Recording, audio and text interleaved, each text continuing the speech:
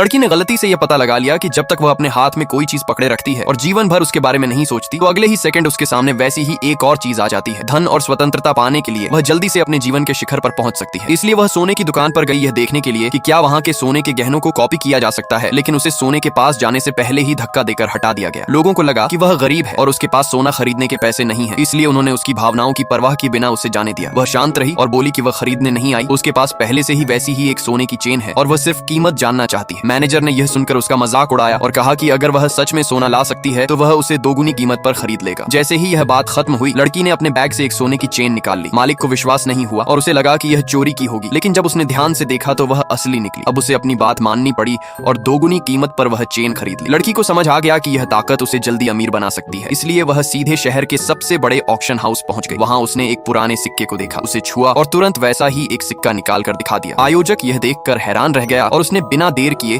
उसे 40 लाख में खरीद लिया। ऑक्शन से बाहर निकलते ही लड़की को एक और दुर्लभ खजाना दिखाई दिया, 7 रंगों वाला चीनी मिट्टी का कप, जिसके बारे में कहा जाता था कि दुनिया में उसका दूसरा नमूना नहीं बचा। लड़की ने उसे कॉपी किया और सबके सामने वैसा ही एक कप निकाल दिया। लोग हैरान रह गए और एक अमीर व्यक्ति ने उसे 2 करोड़ में खरीद लिया। अब लड़की की पहचान बदलने लगी थी। लोग उसे साधारण नहीं समझ रहे थे, हर कोई उससे प्रभावित था और उसे दोस्ती करना चाहता था। तभी एक आदमी ने उसे चुनौती दी कि वह उसके परिवार के जेड पेंडेंट का दूसरा टुकड़ा दिखाए, जो पीढ़ियों से सिर्फ एक ही माना जाता था। लड़की ने बिना कुछ कहे वैसा ही एक पेंडेंट निकाल दिया। सब लोग दंग रह गए। उस आदमी के पिता ने समझ लिया कि लड़की साधारण नहीं है और शायद यह पेंडेंट पहले जोड़े में रहा होगा। उन्होंने लड़की को सम्मान दिया और अपने परिवार का गोल्ड कार्ड देकर उससे संबंध बनाने की कोशिश की। अब हर कोई लड़की के आसपास इकट्ठा हो गया था। लोग उसकी तारीफ कर रहे थे, उसे सीखना चाहते थे और उसके करीब आना चाहते थे।